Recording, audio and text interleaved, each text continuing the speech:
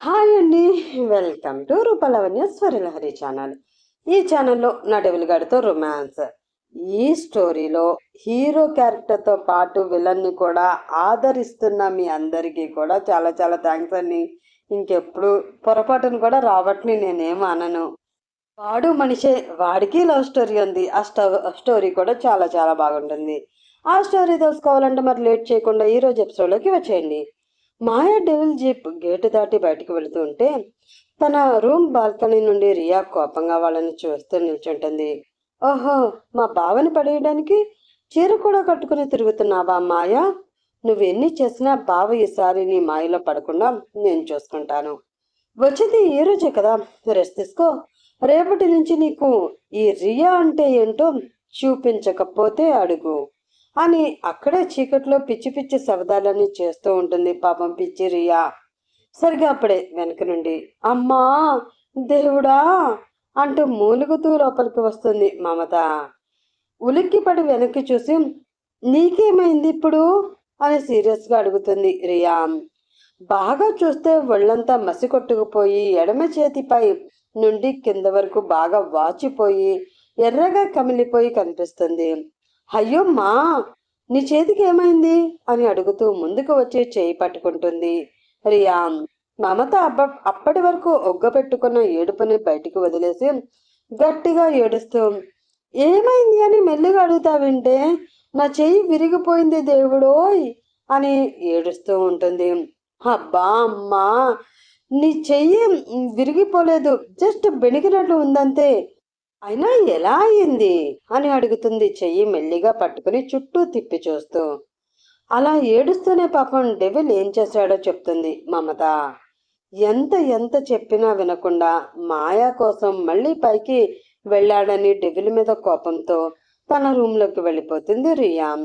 ఆకలిస్తుందని కిచెన్లోకి వెళ్ళి దండిగా జీడిపప్పు బాదం పప్పు పాకం చిక్కటి పాలతో సేమియా పాయసం చేసుకుని ప్లేట్లో పెట్టుకుని వచ్చి హాల్లో సోఫాలో కూర్చుని దర్జాగా తింటూ ఉంటుంది మమత.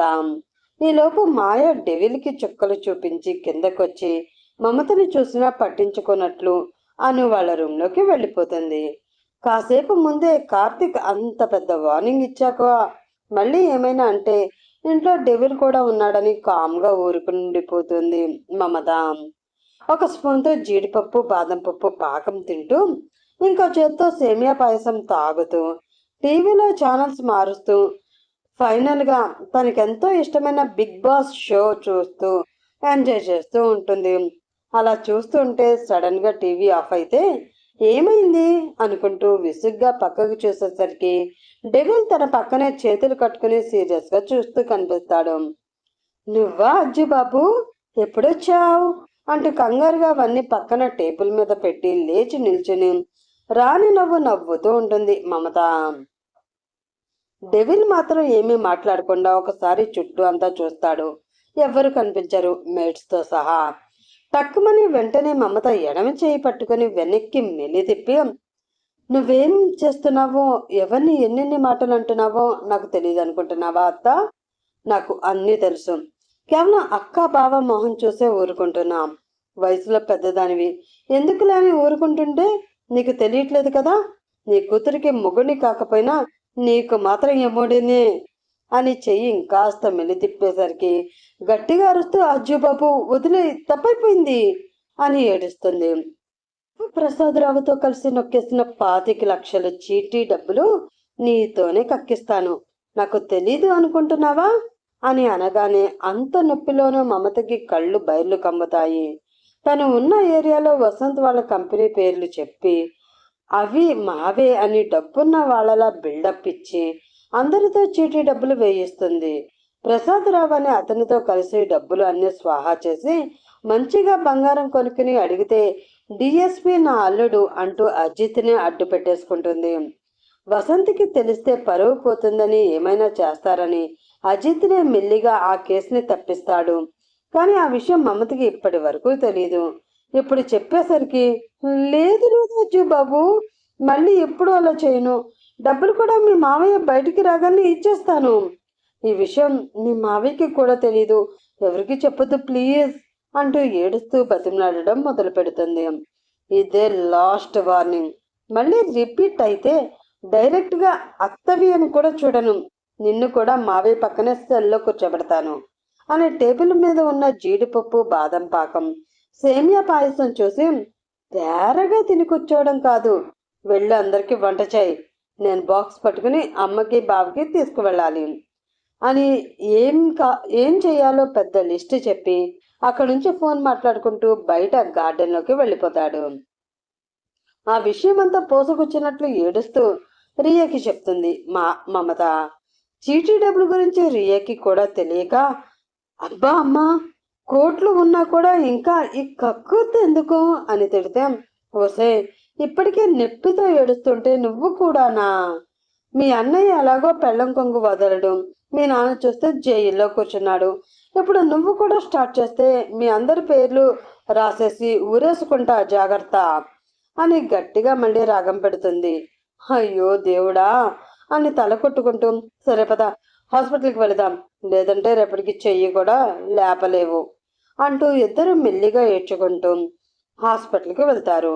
కానీ దీనిలో వేరే వాళ్ళు కూడా ఇన్వాల్వ్ అయి ఉన్నారు అని మాయని సీరియస్గా చూస్తాడు డెవిల్. ఆమెకి ఇంకా ఏమీ అర్థం కాక ఏంటి అన్నట్లు అలాగే చూస్తుంటే, మీ అన్నయ్య అరుణ్ అంటాడు డెవిల్. వెంటనే మాయ కళ్ళు షాక్తో వెడల్పవుతాయి. భయ్యానా? లేదు డెవిల్, నిజంగా భయ్యాకి విషయంలో ఏం తెలీదు, భయ్యా ఎప్పటికెలా చేయడు అని ఏడుస్తూనే ఉంటుంది. ఈలోపు డెవిల్ ఫోన్ మళ్ళీ రింగ్ అవుతుంది. చూస్తే పూనం. ఏమైందో అని కంగారుగా లిఫ్ట్ చేసి మాయా కోసం లౌడ్ స్పీకర్ ఆన్ చేస్తాడు డెవిల్. అటువైపు నుంచి పూనం గట్టిగా ఏడుస్తూ, బాబు బాబు అజిత్, ఇక్కడ ఇక్కడ పోలీసులు అరుణ్ని కూడా ఎందుకో తీసుకువెళుతున్నారు, నాకేం అర్థం కావట్లేదు, చాలా భయంగా ఉంది, అడగడానికి శామ్ కూడా నాతో లేదు, నువ్వే వాళ్ళతో కొంచెం మాట్లాడవా ప్లీజ్ అని గట్టిగా ఏడుస్తూ ఉంటారు. అది విని మాయ కూడా చిన్నగా ఏడుస్తూ భయంగా డెవిల్నే చూస్తుంది. లేదు ఏడవకండి, ఒకసారి అక్కడ పోలీసులకి ఫోన్ ఇవ్వండి అంటాడు డెవిల్. పూనం అక్కడ ఎస్ఐకి ఫోన్ ఇస్తే డెవిల్ మాట్లాడుతూ, నేను అజిత్ని మాట్లాడుతున్నాను అంటూ తన డీటెయిల్స్ అన్నీ చెప్తాడు. ఆల్రెడీ వాళ్ళకి తెలుసు కాబట్టి ఎస్ సార్ అంటూ మర్యాదగా మాట్లాడతారు.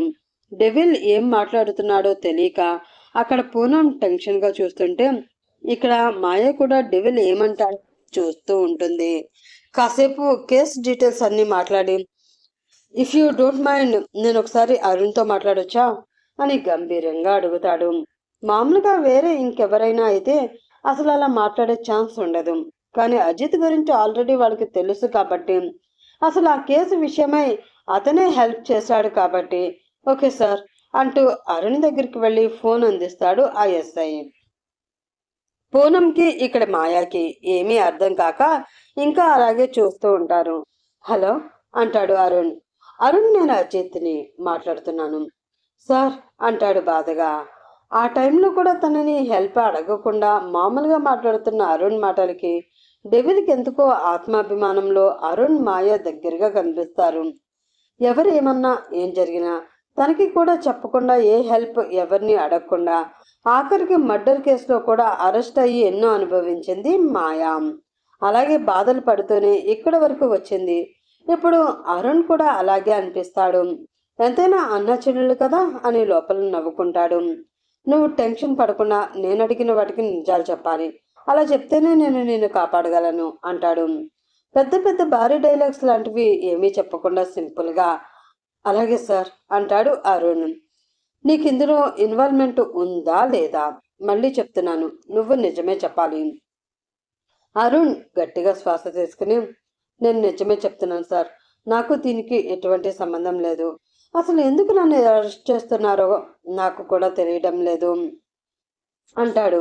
ఉదయం నేను చెప్పింది గుర్తుందా? అదే రోహన్ అకౌంట్లో అమౌంట్ పడింది అనుకున్నాం కదా, అది జాయింట్ అకౌంట్ అని, తర్వాత ఆ జాయింట్ అకౌంట్ కాస్త సింగిల్గా మారిందని మాకు బ్యాంక్ నుండి ఇందాకే స్టేట్మెంట్ వచ్చింది. అందుకే ఈ కేసులో నీకు కూడా ఇన్వాల్వ్మెంట్ ఉందని ముంబై పోలీసులు అరెస్ట్ చేస్తున్నారు అని చెప్తాడు డెవిల్. ఆ మాటకి అరుణ్తో పాటు మాయ కూడా కొద్దిగా షాక్ అవుతుంది. ఇప్పుడు చెప్పు అరుణ్, నీకు ఈ కేసులో ఇన్వాల్వ్మెంట్ ఉందా లేదా? మళ్ళీ అంతే గంభీరంగా అడుగుతాడు డెవిల్. లేదు సార్, కానీ బ్యాంక్ నుంచి వచ్చిన స్టేట్మెంట్ అయితే కరెక్టే. నేను రోహన్ ఇద్దరం కామన్గా జాయింట్ అకౌంట్ ఓపెన్ చేసిన మాట నిజమే. కానీ 2 సంవత్సరాల తర్వాత రోహన్ నన్ను వేరే అకౌంట్ ఓపెన్ చేసుకోమని చెప్పాడు. నేను కూడా అందుకే వేరే అకౌంట్ ఓపెన్ చేసుకున్నాను. ఆ ఓల్డ్ అకౌంట్ నుంచి అప్పుడే నా డీటెయిల్స్ అన్నీ తీసేసాం. కానీ ఇప్పుడు మాత్రం రీసెంట్గా జరిగిన ట్రాన్సాక్షన్స్కి నాకు ఎటువంటి సంబంధం లేదు. ఆల్ రైట్, ఒకసారి ఆ ఎస్ఐ గారికి ఫోన్ ఇవ్వు అని చెప్తాడు డెవిల్. ఓకే సార్ అంటూ అరుణ్ ఆ ఎస్ఐకి ఫోన్ ఇవ్వగానే, ట్రాన్సాక్షన్స్ జరిగింది రీసెంట్గా, కానీ జాయింట్ అకౌంట్ ఓపెన్ చేసింది కొన్ని ఇయర్స్ బ్యాక్. అందుకని అరుణ్కి ఈ కేసుతో సంబంధం లేదు అంటాడు. కానీ ఇందులో హయ్యర్ అఫీషియల్స్ ఇన్వాల్వ్మెంట్ ఉంది కదా సార్, సో ఏ చిన్న లూప్ దొరికినా వదలద్దు అని స్ట్రిక్ట్గా చెప్పారు. అందుకే ఈయన్ని కూడా మేము అరెస్ట్ చేస్తున్నాం అంటూ ఆ ఎస్ఐ అతని చేతిలో ఏం లేదు అని డెవిల్కి ఎక్స్ప్లెనేషన్ ఇస్తాడు. ఓకే, ఐ అండర్స్టాండ్, నేను వాళ్ళతో మాట్లాడతాను, మీకు వాళ్ళ నుండే కాల్ వస్తుంది, కాసేపు వెయిట్ చేయండి అని కాల్ కట్ చేసి ముంబైలో తనకు తెలిసిన హయ్యర్ అఫీషియల్స్కి కాల్ చేసి విషయం అంతా చెప్తాడు. వాళ్ళకి అజిత్ గురించి అంతకు ముందే తెలుసు. అందుకే డెవిల్ మీద నమ్మకంతో అరుణ్ని రిలీజ్ చేయడానికి వాళ్ళు పర్మిషన్ ఇస్తారు. కానీ వాళ్ళకి ఉండే రెగ్యులర్ కండిషన్స్తో పాటు ఇప్పట్లో సిటీ దాటి వెళ్ళొద్దని చెప్పమంటారు. అదే విషయం ఆ ఎస్ఐకి అరుణ్కి కూడా చెప్పి కాల్ కట్ చేస్తాడు డెవిల్. కాల్ కట్ అయ్యాక అనుకుంటూ మొబైల్ పక్కన పెట్టి మాయ వైపు చూసేసరికి చప్పున అతని మెడని ఖర్చుకుపోయి గట్టిగా ఏడుస్తుంది. అప్పటికే బాగా లేట్ అవడంతో ఏం కాలేదు బుజ్జమ్మ, అరుణ్ ఏ తప్పు చేయడని నాకు నమ్మకం ఉంది లే, ఇప్పటికే బాగా లేట్ అయింది. అక్కడ అమ్మ బావ డిన్నర్ కోసం వెయిట్ చేస్తూ ఉంటారు. ఒకసారి డాడీని చూసి మళ్ళీ మనం కూడా ఇంటికి వచ్చి డిన్నర్ చేయాలి అంటూ డెవిల్ తనని అతుక్కుని ఏడుస్తున్న మాయాని మెల్లిగా దూరం జరుపుతాడు. మాయ కూడా కళ్ళు తుడుచుకుని చిన్నగా నవ్వుతూ సీట్లో కూర్చుంటే డెవిల్ జీప్ స్టార్ట్ చేస్తాడు.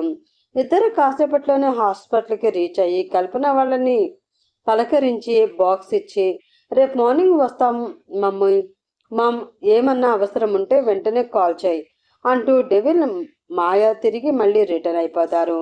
మమత చేతికి కట్టు కట్టించి రియా మమత కూడా ఇంటికి వచ్చేస్తే డెవిల్ వాళ్ళ కోసమే కోపంగా హాల్లో వెయిట్ చేస్తూ ఉంటుంది రియా. ఇదంతా దానివల్లే మామ్, ఏదో ఒకటి ఖచ్చితంగా చేయాలి అంటూ కోపంగా ఏం చేయాలో తెలియక గోళ్లు కొరికేసుకుంటూ ఉంటుంది రియా.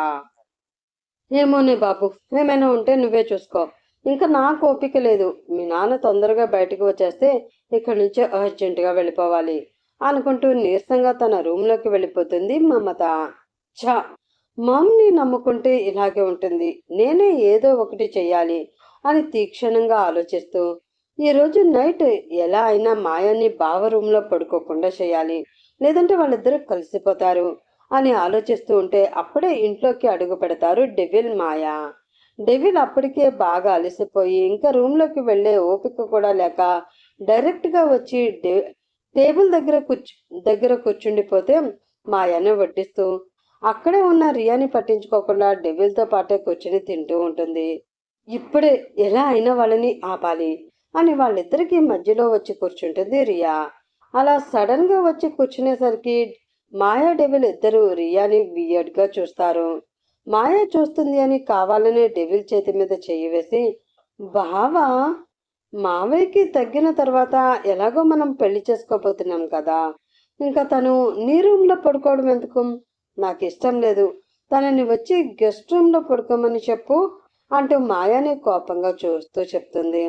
ఆ మాటకి మాయాకి కోపం వస్తే డెవిల్కి మాత్రం పొలమారుతుంది. తనేదో సరదాగా కాసేపు మాయాని ఏడిపించాలని చూస్తుంటే రియా ఇంకాస్త ఎక్కువ చేస్తుంది అనిపిస్తుంది. అందుకే వెంటనే, రియా, నాకేం చేయాలో తెలుసు, నువ్వేం చెప్పనక్కర్లేదు, ఇంక వెళ్ళి పడుకో అంటాడు గంభీరంగా. ఆ మాటకి రియా మొహం ఎర్రగా మారితే మాయ మాత్రం రియాకి తెలియాలి అని ముసిముసిగా చిన్న సౌండ్ వచ్చేలా నవ్వుతూ ఉంటుంది.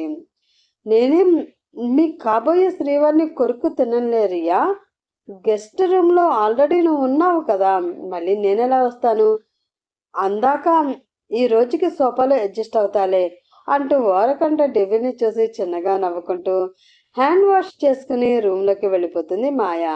ఇంకా పాపం డెవిల్కి అర్థమవుతుంది తానే చేతులారా తన కాపురానికి ఎసరు పెట్టుకున్నాడు అని. మాయా వెళ్ళగానే రియా, ఏంటి బాబా అంత చెప్పిన తర్వాత కూడా మళ్ళీ ఇంకా నువ్వు అలాగే ఉంటే ఎలా? కాస్తైనా గట్టిగా ఉండు, లేదంటే నీ పెళ్ళం నిన్ను చేతిలో పెట్టుకునే ఆడిస్తుంది. మొహం అంతా విసురుగా పెట్టుకుని అంటుంది Riya. Will you please shut up Riya? ఏం చేయాలో నాకు తెలుసు అన్నా కదా, మళ్ళీ ఎందుకు ఏదేదో చెప్తున్నావు? నోరు మూసుకుని లోపలికి పో అని అరిచి డెవిల్ కూడా మాయా వెనకే రూమ్కి వెళ్ళిపోతాడు. వెళుతున్న వాళ్ళిద్దరిని కోపంగా చూస్తూ నెక్స్ట్ డేకి ఏం ప్లాన్ చేయాలా అని ఆలోచించుకుంటూ రియా కూడా వెళ్ళిపోతుంది. Next day promo. వసే, ఏం చేస్తున్నావే? ఒళ్ళంతా చెమటలు పట్టేస్తూ ఉంటే కంగారుగా అరుస్తూ అడుగుతాడు డెవిల్. అయ్యో, డ్రెస్ మార్చుకుంటున్నాను డెవిల్ గారు. ఎందుకలా భయపెట్టేలా అరుస్తారు అంటూ ఏమీ తెలియని అమాయకపు పప్పీలా మూతి తిప్పుతూ డెవిల్ ముందే సారీ నుండి నైట్ డ్రెస్ అంటూ లూజ్ టీ షర్ట్ ఇంకా చిన్నగా పొట్టిగా ఉన్న షార్ట్లోకి మారిపోతుంది మాయా. అమ్మో, నెక్స్ట్ ఎపిసోడ్ చాలా హార్ట్గా రాసినట్లున్నారు మన రూపా గారు. పాపం డెవిల్ తిప్పలు ఎలా ఉంటాయో చూడడానికి మీరు కూడా రేపటి వరకు వెయిట్ చేస్తూ ఉండండి ఫ్రెండ్స్. రేపటి ఎపిసోడ్తో మళ్ళీ వచ్చేస్తాను. అప్పటి వరకు bye bye, have a nice day.